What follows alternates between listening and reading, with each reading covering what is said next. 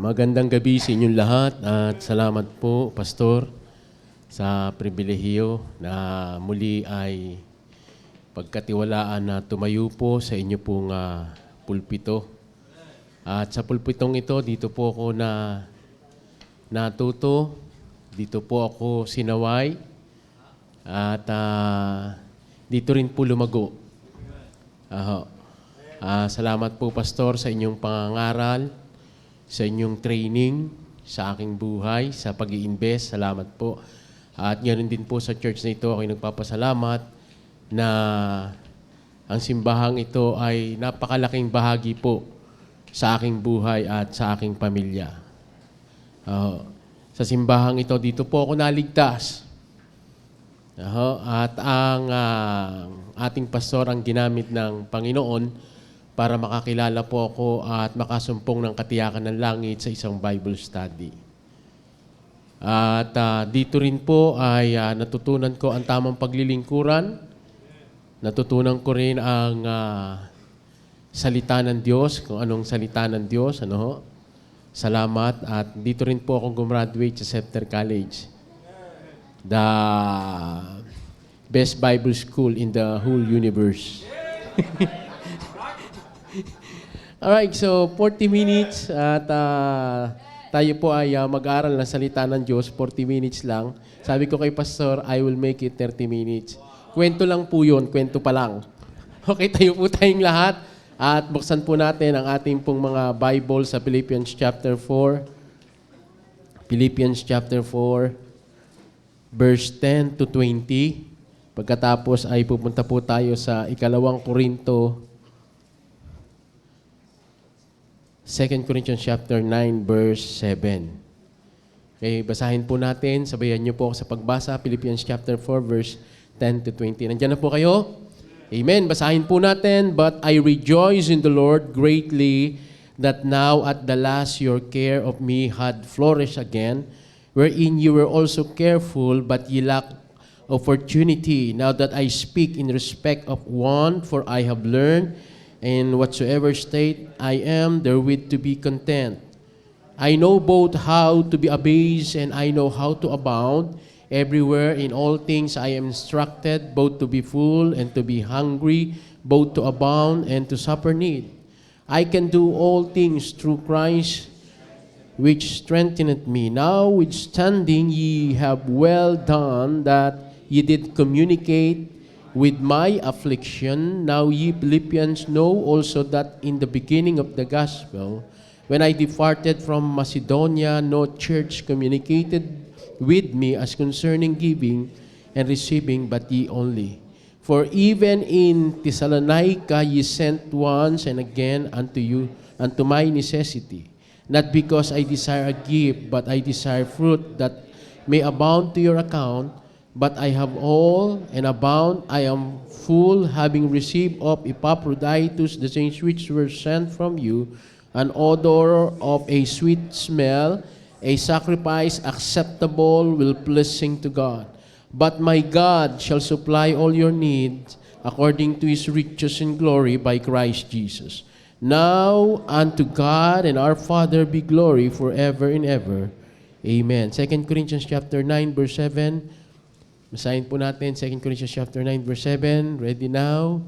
Read. Every man according as he purposeth in his heart, so let him give, not grudgingly or of necessity, for God loveth a cheerful giver. Pag-usapan po natin po ngayong gabi, how giving makes you joyful. How giving makes you joyful. Amang banal, salamat po Panginoon sa oras na ito na pinagkaloob mo po sa amin. Salamat po sa simbahang ito, Panginoon, na ginamit mo upang ang aking buhay, Panginoon, ay mahubog. Salamat po sa aming pastor, sa kanyang pagtitiwala, kanyang family, Panginoon, pagpalain po siya.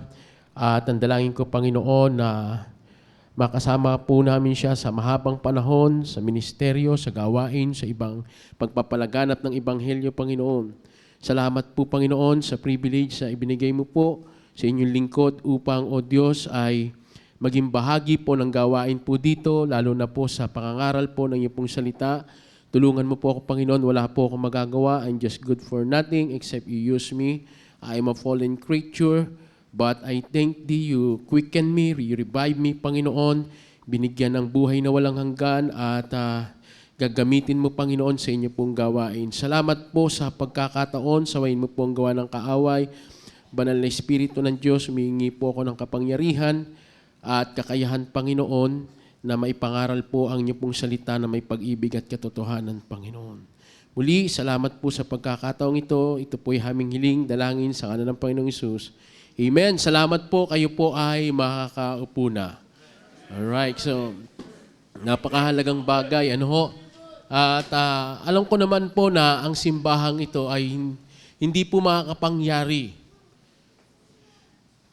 Ang mga na-accomplish, naabot ng simbahang ito kung hindi dahil sa mga Kristiyanong nandun yung kanilang puso, kagalakan sa pagbibigay sa gawain ng Panginoon.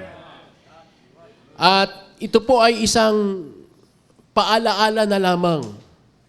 Ito ay minsan ko nang narinig sa pulpitong ito, itong pangangaral pong ito.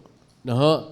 At ito po ay ginamit din po ng Diyos sa akin upang ako po ay higit na magamit sa larangan din po ng pagbibigay, lalo na po dito po sa pagmimisyon. No? Now, dito po sa Philippians, the Philippians Christians had learned the secret of joyful, liberal, financial giving. The church in Philippi had taken up an offering to give to Paul in prison because of his faith.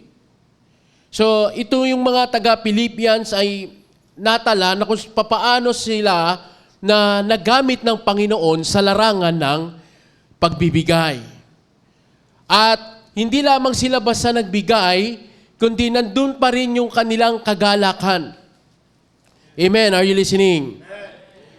At dito po sa ating pag-aaral na gagawin, ay makikita natin kung paano isinaysay ni Apostol Pablo at itinuro niya ang kagalakan sa pagbibigay. Have you discovered the joy of giving? Na-discover na ba natin yung tunay na kagalakan sa pagbibigay? Perhaps too many of us view giving as an occasion for grief or dread rather than an occasion for joy. Alam nyo, nakakalungkot pagka pagbibigay ang pinag-uusapan, parang isa itong kabigatan. Hindi po dapat ganoon, mga kapatid. Na dapat sa every time naririnig natin ang pagbibigay sa simbahan, ang una nating naaalala ay ang ginawa ng Panginoon nang ibinigay niya ang kanyang buhay sa krus ng Kalbaryo upang sa ganon tayo ay magkaroon ng buhay na walang hanggan. Amen? Excuse me. Bibinata.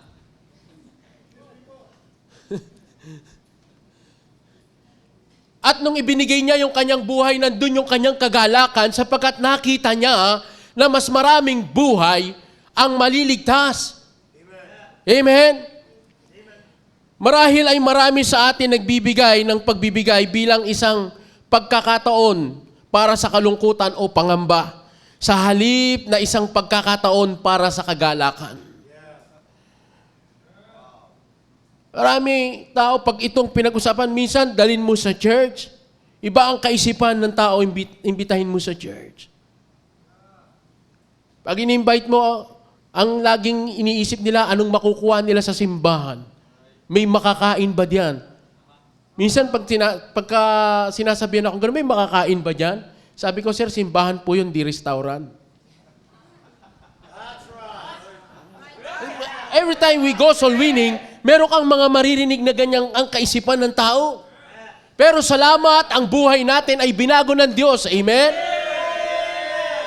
At nagkaroon tayo ng kaisipan na ang simbahan na kung saan na tinatag ng Panginoon na nagbuwis siya ng buhay, ibinigay niya ang kanyang buhay at dumanak ang kanyang dugo sa krus ng Kalbaryo upang makita din natin na ganito rin po yung ating gagawin na tayo magbubuwis ng buhay para sa simbahan.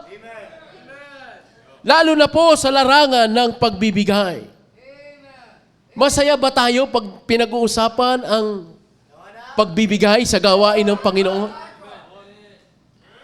In what way can giving make you a joyful person? Natanong mo na ba yung sarili mo, ako ba ay isang taong masayahin pagdating sa pagbibigay?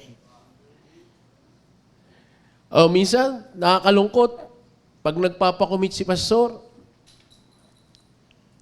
baka na bubuk ang bibig natin, naku, ayan na naman. Ito pong simbahang ito po ang aming pattern. Sabi ko nga doon, kasi naalala ko bago kami umalis dito, pag nagpa-commit si pastor, sabi ko, pag nagpa-commit doon, alam na kagad kung anong commitment, taasan na lang doon, 1, 2, 1,000 yun.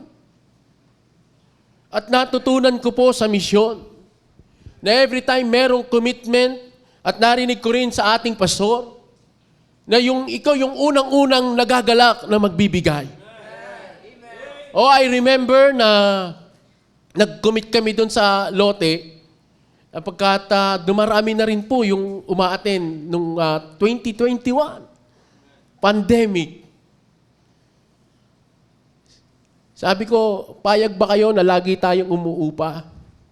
Bakit hindi tayo magkaroon ng project na magkaroon tayo ng sarili nating property? Nag-amen sila, amen, amen. Sabi ko, yun po'y September. Pero pinag-pray ko na po yun. Pinag-pray ko na yon, and then sabi ko, yung huling Sunday ay ng August, doon po ako magpapakomit. At starting September 2021 hanggang December, dapat makapag-raise kami. I'm praying na makapag-raise kami ng 100,000 pang down. And then, nung sinimulan ko po na ilatag sa misyon, pero nagpaalam po muna kay Pastor. Sabi ko kay Pastor, magkakaroon po sana kami ng lot commitment project. Sige, sabi ni Pastor. At nung Sunday ng September, ay nilatag ko po iyon. Then, nung nilalatag ko yun, nandun yung kagalakan. Sabi ko, in just 4 months, mag-raise tayo ng pang-down. Okay, simulan natin. And then sabi ko, I go for 20,000. Nagulat sila. Mga kapatid, kahit ako. But I pray for that. Sabi ko, Panginoon, ilagay mo sa aking puso. Yung kagalakan, hindi yung nais ko, kundi yung nais mo. Hindi ko alam kung saan ko kukunin yung 20,000. In 4 months, mga kapatid. Pero alam nyo, mga kapatid, napakabuti ng Diyos. Wala pang 4 months, yung 20,000 binigay ng Panginoon. Pero alam nyo, sabi ko, Panginoon, natuwa ako. Kung padadaanin mo pa, idadagdag ko pa po. Na doble po yung 20,000, naging 40,000. I'm not bragging, pero nakita ko yung kapangyarihan ng Diyos na every time na tayo'y nagagalak sa kanyang gawain, mas lalo po siyang gumagawa at pinapakita niya yung kanyang unlimited power.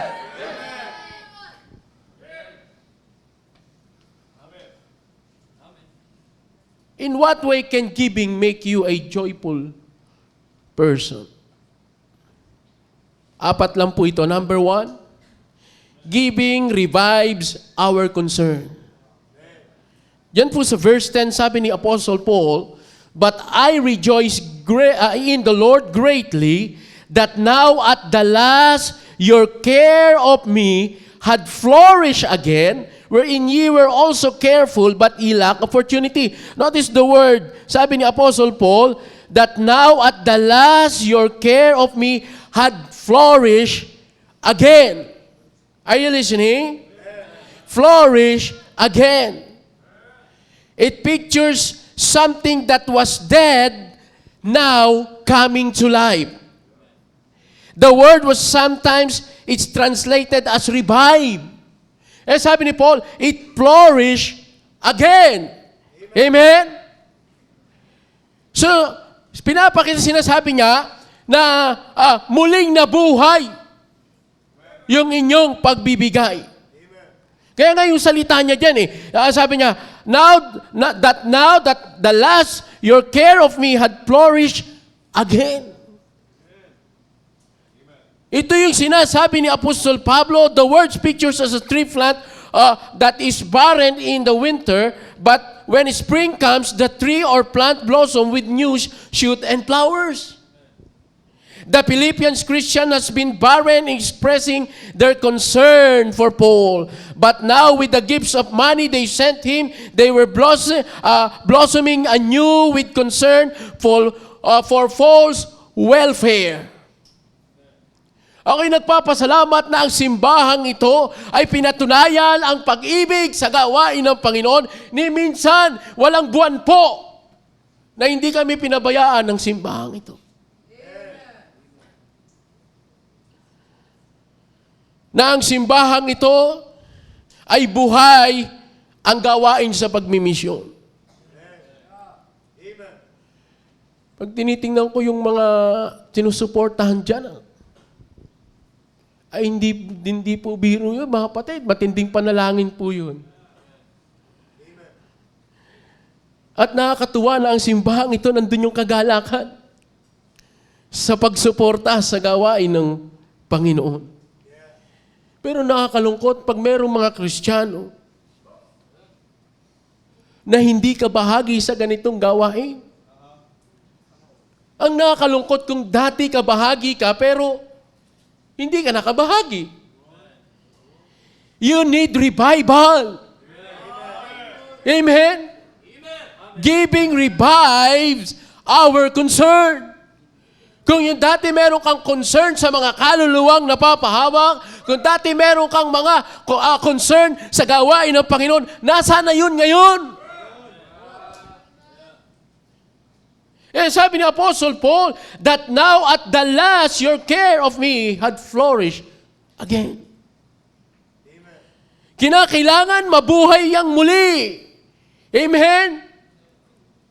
Kung dati nag-i-increase ang iyong faith promise offering, ang iyong giving, pagkatapos bumaba, sabi ni Apostle Paul, dapat yan ay mag-flourish again. Amen. Nakakalungkot. Pagdating sa, naalala ko, nagbigay kami ng report. May mga Kristyano, ang laki pala lang aking binibigay. Pwede ba itong withdrawin? Abay bumababa, yung iba tumaas. Kakaibang kaisipan. Imbis na tumaas, bumaba ulo. Kung pala inipon ko to. Pero nung hindi siya nagbigay, nagpatotoo siya. Sabi niya, kasi nakita niya Pero nung binaba niya, walang nangyari sa kanya. Sabi niya, balik siya uli. At nung bumalik siya at muli siyang nagbigay sa Panginoon, may mga nangyayari sa kanyang buhay. Amen. Giving takes the focus of ourselves and put it onto someone or something else. Hello. Amen. Alam niyo, pag natututunan na nating magbigay, hindi na natin nakikita yung ating sarili, ang nakikita natin yung pangangailangan ng iba.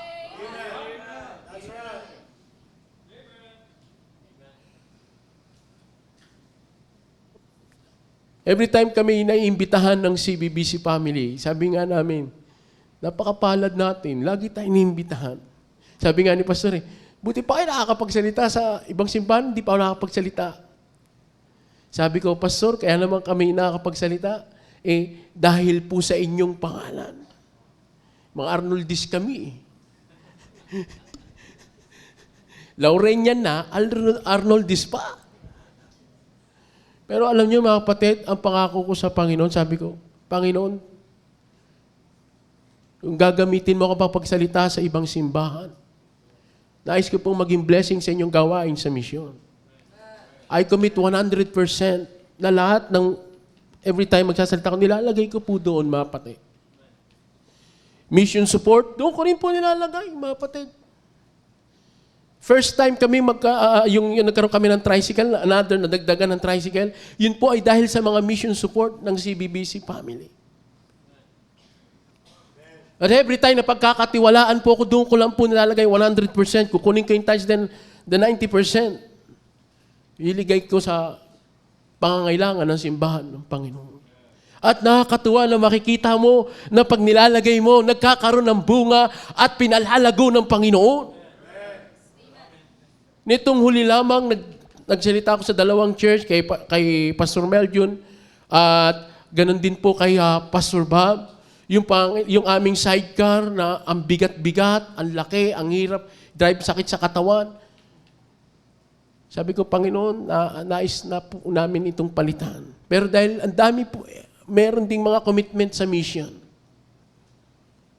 Yung iba, natuto sila at sila ay nagagalak na makapagbigay. At nung makapag-preach ako, sabi ko, Panginoon, dito ko po ito ilalagay sa transport ministry. Pinalitan namin yung mabigat at ngayon ang mas malaki, na mas magaang, mas maayos, mas maraming nalalaman. And every time mag-iipon ako, Panginoon, gusto ko po itong ilagay sa transport ministry para maraming kaluluwa ang madala. At nakabili po kami ng owner, nagpaalam ako kay Pastor. At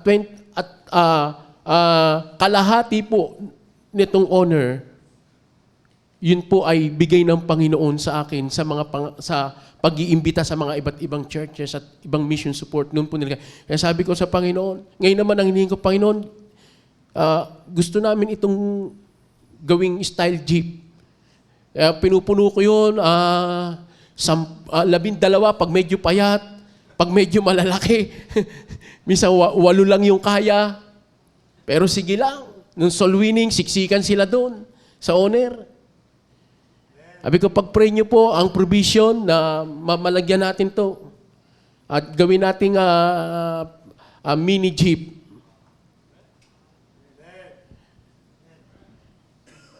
Giving takes the focus of ourselves, giving takes the focus of ourselves and put it onto someone or something else. Kaya pag natutunan mo magbigay, lalo kang lumalago sa pagbibigay, hindi mo na makikita ang iyong pangangailangan, ang Panginoon nakakakita nun.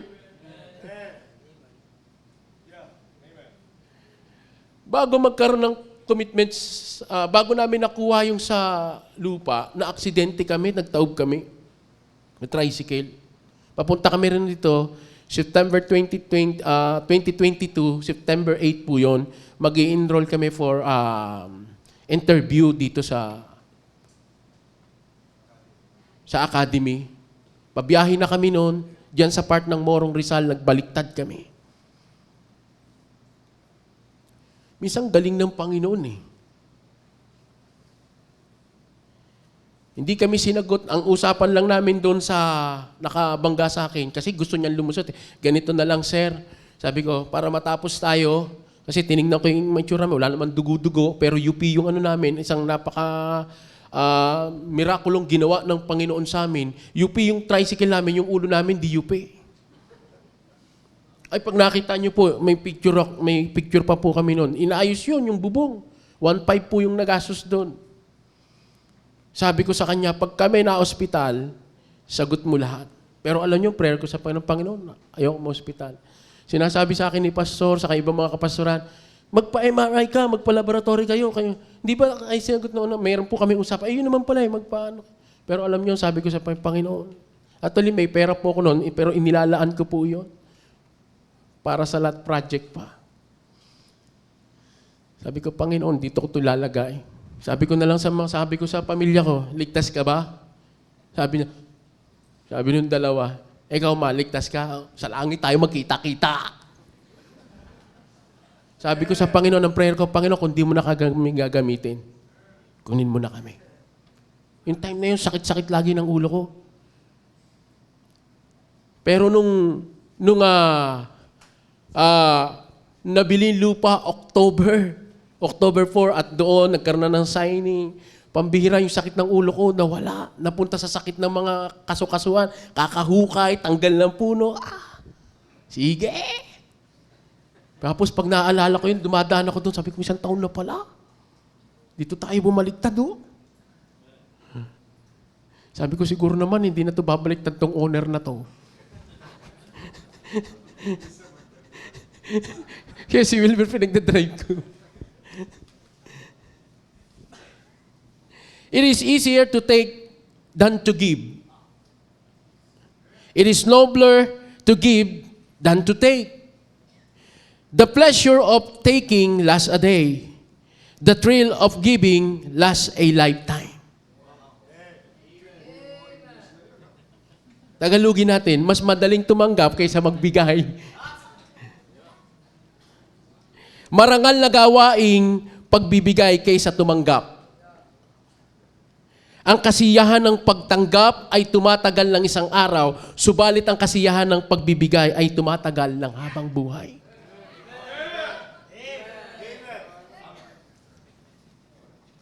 We make a living by what we get. We make a life by what we give. Sa tuwin ay tayo tumatanggap, nagkakaroon tayo ng buhay. Subalit sa tuwing tayo'y nagbibigay, marami ang nagkakaroon ng buhay. Kagaya ng sinabi ng Matthew 20:28, sabi ng Panginoon, Jesus gave His life sa atin so that we might have life. Even as the Son of Man came not to be ministered unto, but to minister and to give His life a ransom for many. At nagkaroon tayo ng buhay dahil ang Panginoon nagbigay siya. Tignan niyo, maraming buhay. Maging doon sa binangonan. As we focus on the needs of others and give to help meet those needs, we experience joy. Giving revives our concern for people. Amen. At ito rin yung kagalakan ng Panginoon. Sa tuwing tayo nagbibigay, ang maraming kaluluwa ang naabot. At ang sabi ng Bible, there is joy in the presence of the angels of God over one sinner that repented. Number 2, giving teaches us contentment. Look at your Bible in verse 11. Now that I speak in respect of one, for I have learned, in whatsoever state I am therewith, to be content. Pag tayo po ay nagbibigay, natutunan natin ang pagbibigay, natututo tayong maging kontento. Hindi naman po sa pagyayabang mula nang kami mapunta ron, mga kapatid, wala po akong nabili na bagay na bago para sa akin, maging sa asawa ko. Kung meron man kaming bago, hindi po namin binili. Isang mirakulo at pagpapala ng Diyos na merong netong gumagawa para sa amin. At alam namin, kinausap yun ng Panginoon.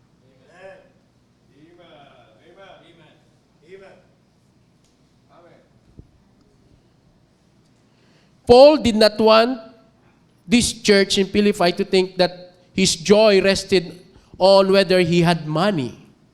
Paul had schooled himself to be satisfied with whatever he had. Sinanay niya, inaral niya yung kanyang sarili, he educate himself. Dapat yan po yung matutunan natin, turuan natin yung ating sarili na maging satisfied sa lahat ng bagay. Maging kontento na meron tayong Kristo ay sapat na. He had joy in his life, not because his purse was full, but because he had learned contentment. The scripture used the words content to describe self-sufficiency. Paul believed his sufficiency was in Christ in Hebrews chapter 13, verse 5. Look at your Bible. Hebrews 13, verse 5.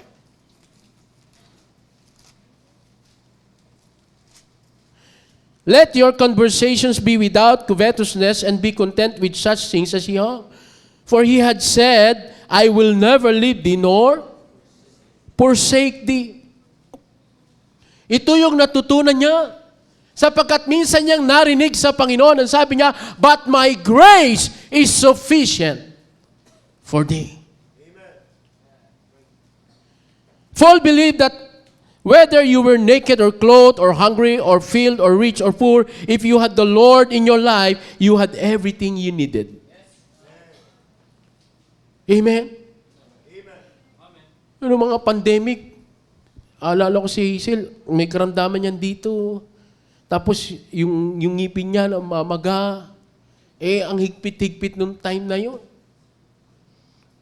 Tapos per schedule pa yung kinakailangan yung ngipin niya para matanggal, i-schedule pa 1 buwan. Kasi mayroon pang, di ba't nahigpit yung time na yun eh. Ang dami pang kinakailangan ganito, yung ano bang ginagawa doon, yung inaano yung sa laboratory ng pandemic. Yun, swab test. Ano, yung silver colloidal, minumog niya lang ng minumog. Nawala yung pamamaga. Sabi ko kay Angelito, sabi ko, uy, ipamumugin mo yung kung namamaga yung, kasi si Hazel, namamaga talaga yung ganito niya. Pero nabunutan din naman siya, pero kaya niya kasing uminom na nung gamot. Takot din naman kami magpa-swab test. Takot din siya. Sige, ito tayo, manalangit. Lagukin itong nano silver. Natanggal yung nana.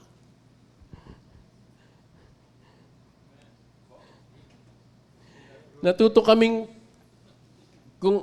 natutunan namin dito, kung ano yung meron, yun. Pag walang ulam, di wala. Ngiti lang.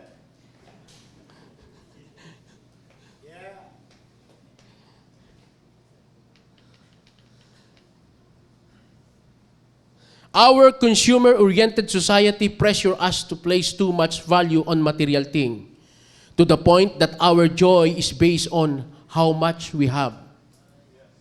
This approach to life result in chronic dissatisfactions we never seems to have enough.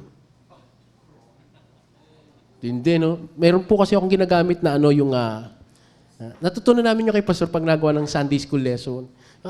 Gamit nga ng mga kakaibang salita. Nagamit na rin kami ng dictionary. As meron na rin ngayon yung English, Tagalog English translator. Wow!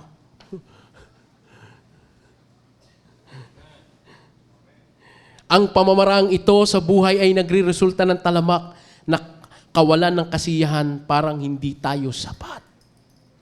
Yan ang ginagawa ng mundo sa atin. We are not rich by what we possess, but by what we can do without. Sabi ng 2 Corinthians chapter 8 verse 2, how that in great trial of affliction, the abundance of their joy and their deep poverty abounded unto the riches of their liberality. Itong Macedonian churches, mga kapatid, natutunan nilang maging kontento. Amen? At nung natutunan nilang maging kontento, sila ay naging mayaman sa pagbibigay. Ang nakakalungkot pag pinag-usapan ng pagbibigay, nagiging mahirap tayo.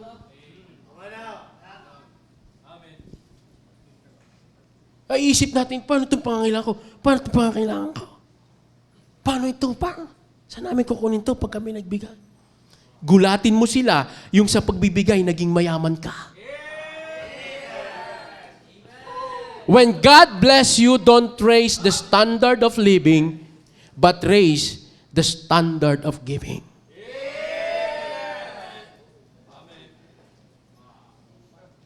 Salamat sa Panginoon. Nung kami pumunta ron, alam ko kung bakit kami sinusuportahan ng mga fellow churches. Dahil nasa gawain kami.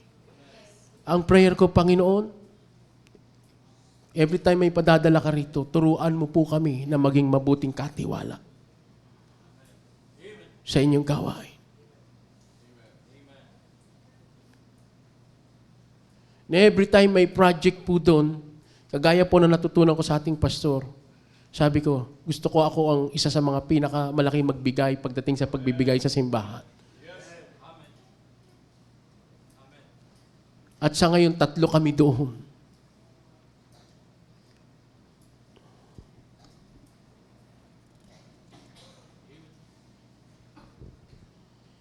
Merong isang kwento, isang matanda na siya, at gustong-gusto niyang, marami siya palaging mga appliances, gadget, at kung ano-ano pa. Ha? May kapitbahay siya na kasing edad niya, na nakikita nung kapitbahay niya, hindi magkanda o gaga sa kakaisip kung anong ilalagay sa bahay niya. Ang sabi niya, tinawag niya, "Oy pare," niya, "if you find you are lacking anything, neighbor, let me know, and I will show you how to live without it." Contentment. Pag natutunan nating magbigay, matututo tayong maging kontento at satisfied. How do you define contentment? Contentment is not trimming down your desire. Contentment means living with a sense of God advocacy, a conviction that God is adequate for any need we face. Amen? Yung malaman natin na tayo po ay nabubuhay sa kasapatang ibinibigay ng Diyos sa atin. Amen? Amen. Yung iba parang hindi mabubuhay pagka wala nito, wala noon.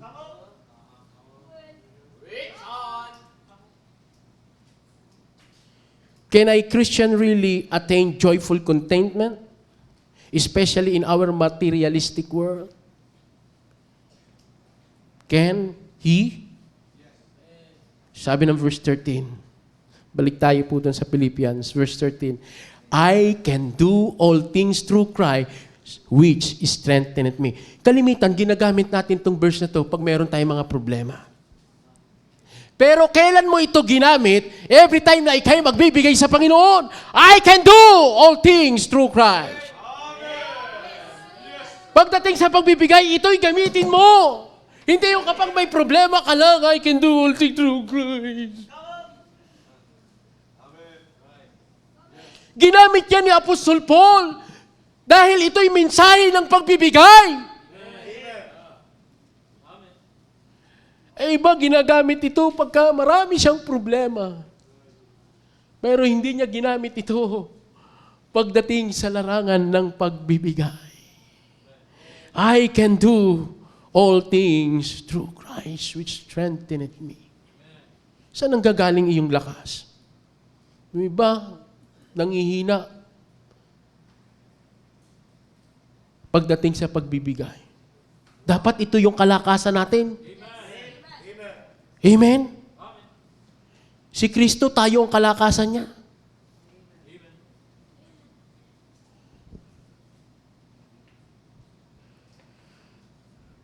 Number 3, giving make us partners in the ministry. Verse 14, sabi ni Apostle Paul, notwithstanding ye have well done that ye did communicate with my affliction. The word communicate with is the same word often translated as fellowship. The words denote partnership. Each time we give to the Lord's work, we partner with other Christians to help advance the kingdom of God. That exciting thought puts joy in our heart. Di ba sabi ng Bible, we are laborer together with God. In Philippians chapter 1, verse 12, bakit? For the furtherance of the gospel. Na dapat tayo po ay kabahagi, tayo'y partner sa larangang pagbibigay. Amen? Sa bawat oras na nagbibigay tayo sa gawain ng Panginoon, nakikipagtulungan tayo sa ibang mga Kristiyano upang tumulong sa pagsulong ng kaharian ng Diyos. Ang kapanapanabik na kaisipang iyon ay naglalagay ng kagalakan sa ating mga puso. Sa Ilocano, tunggal iti tayo, iti trabaho ti apo, makipagtrabaho ka kadagti, daduma i Kristiyano tapno tumulong, manang parang ay ti paggarian dayta makapaggagar ay kapanunuutan ti, magtin iti grad uti, puso tayo. Binasa ko lang. Sa Bisaya, sa matag higayon nga kita mo hatag, Sa buluhaton sa Ginoo kita nagtrabaho uban sa ubang mga Kristohanon, sa pagtabang, sa paglambo, sa gingharian kanang makapaniham ng hunahuna, nagbugtang ng kalipay sa atong mga kasing-kasing. Sa Tagalog uli, sa bawat oras na nagbibigay tayo sa gawain ng Panginoon, nakikipagtulungan tayo sa ibang mga Kristiyano upang tumulong sa pagsulong ng kaharian ng Diyos. At ang kapanapanabik na kaisipang iyon ay naglalagay ng kagalakan sa ating mga puso.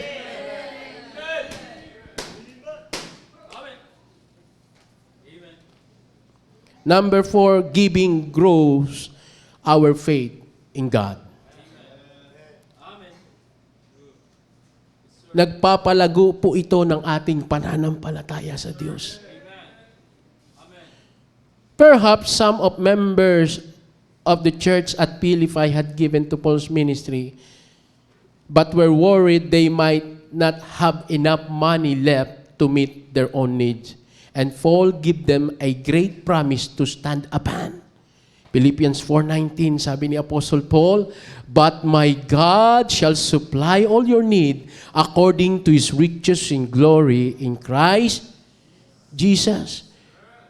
Many Christians sit at the kitchen table or at desk each month with their bill. Minsan yung lagi naiisip natin. Iisip natin, mga bayarin natin. And they conclude they have no or little money to give to the church. Bakit? Kasi lagi dinadala lang natin sa ibang mga pangangailangan natin. At tinitingnan natin na ito'y priority. Pero naisip mo na ba yung priority ng financial stewardship?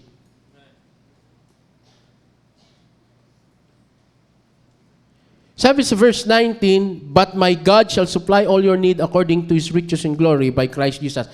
God meets our need personally. Sabi ni Paul, my God. My God. Tinuturo sa atin ng Biblia that God will meet our needs personally. Siya po ang magpupuno noon. Amen. Amen. Sa biyaya po ng Diyos. Hindi kami pinagkulang ng Panginoon. Maraming naging karamdaman, pero yung iba sa atin, pag may karamdaman, takbo agad sa doktor. Hindi ko naman minamasama yung doktor. Pero tingnan mo, pag pumunta ka sa doktor, ikaw tanungin niya, anong sakit mo? Hindi niya alam sakit mo. Unless sabihin mo sa kanya, umubo ka. Ubo pa. Tapos mamaya, resitahan ka niyan. Sabi mo, Dok, anong sakit ko? May ubo ka.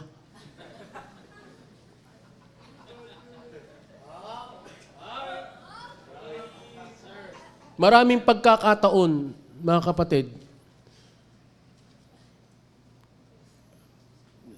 nagkasaklay ako, namaga itong tuhod ko. Pero ang payo yung sa center, "Sir, magpaano kayo? Magpa-check kayo sa yung sa bone, sa ganyan-ganyan, medical, lahat." Sabi ko, ganun ba? Sige. Ang ginawa ko sa Panginoon, Panginoon, nilagay mo ako rito, ikaw magpuno. Natutunang lumuhod sa Panginoon. Kung ang perang pinadadala mo sa akin, Panginoon, mapupunta lang dito, wag na lang. Dami nag-a-advise, pa-check up, pa-check up. Pero sabi ko, my God shall supply. He will always supply.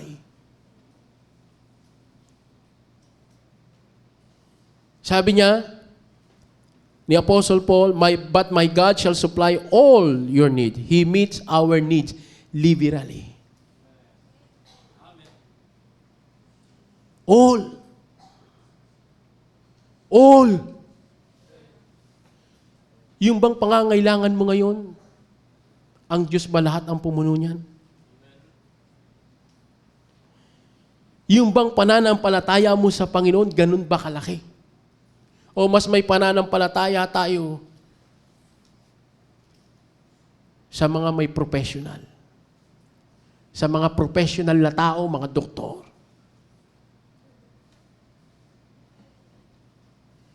Sabi ni Paul, according to His glorious riches in Christ Jesus, He meets our needs gloriously. It is easier to take than to give. It is nobler to give than to take. Lagi po natin yan tatandaan. Happiness doesn't result from what we get, but from what we give. Marami sa atin masaya pag tumatanggap. Masarap tumanggap kung alam mong may pagbibigyan ka nito. Amen?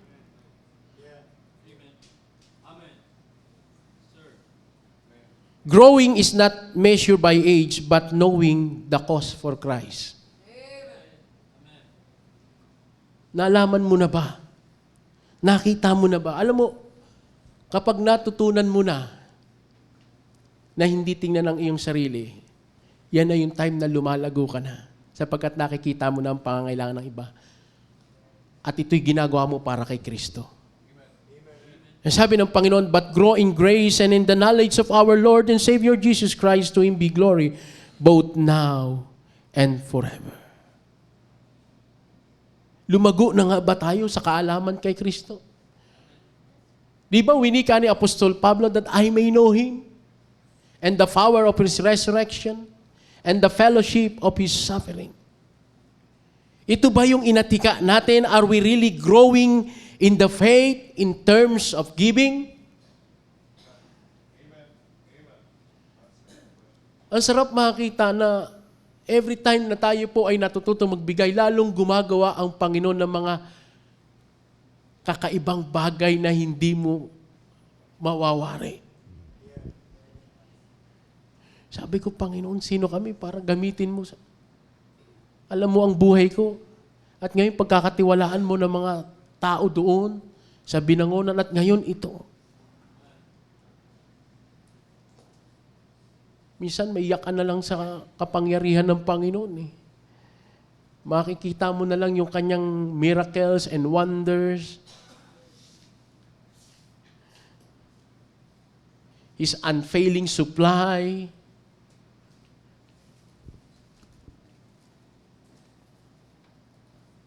Sabi ni Paul, tapos na po ako. Verse 17, not because I desire a gift, but I desire fruit that may abound to your account. Kapatid, sa tuwing tayo nagbibigay, ito ay naka-account sa atin. Amen? As you give to the Lord's work, this will be abound to your account. Then our faith in God grow. We help spread the gospel message. We meet people's needs. We assist people in growing spiritually. We enable our churches to shine God's light. And the gospel will spread. Such privilege fill our heart with joy. Amen? Meron dun mga bata na tinuturuan namin, dinadala. Ako po'y nanunundo pa rin po doon. Yung ginagamit kong tricycle, yung pinakanaunang tricycle na binigay ng church na ito. Nagaling dyan sa outreach. Yun yung lagi kong ginagamit. Yung gamit nila doon, yun yung mga bagong luma. Si Brother Wilmer yung nagdadrive ng barako. Yung ngayon, nagre-rent kami ng jeep. Si Ezekiel, pinasa ko sa kanya yung tricycle at ako yung nagdadrive ng owner. Meron kaming doon pinapasok. Mga village, mga class A na pamumuhay. Yung talagang lahat may gate, kakatukin mo. Iisa-isahin mo. Pupuntahan mo ron. Magbibigay ka ng panahon, gagastos ka. Kapag mayroong mga good news class, bunot, sariling bunot. Pag may mga pakain, ikaw unang magbibigay. Tara, tayo magpakain ng yung magpapagraduate ng Good News Class. Sa abot lahat ng makakaya. Ang nakakatuwa sa prinsipyo ng giving, yung katulad sa Saripat woman. Minsan hingi tayo ng hingi sa Diyos, puno pa yung ating sisidlan. Nasubukan mo na ba yung ginawa ng Saripat woman? Lumago ka na ba sa ganitong klase ng pananampalataya na yung i-empty mo talaga yung sarili mo? And all of a sudden, nagpapadala ang Panginoon. Napakabuti ng Diyos, mga kapatid.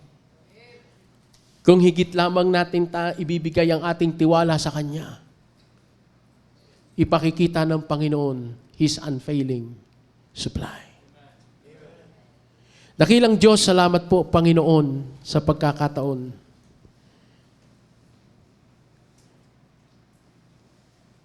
na makita namin, Panginoon, ang iyong kapangyarihan. Ang iyong salita.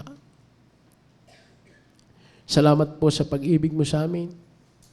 Salamat, binigay mo ang iyong buhay sa krus ng Kalbaryo, Panginoon.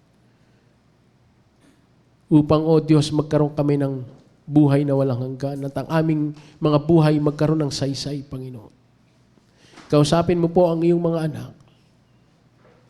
Ikaw po ang kumilos sa kanila. Tawagin po natin ating pastor.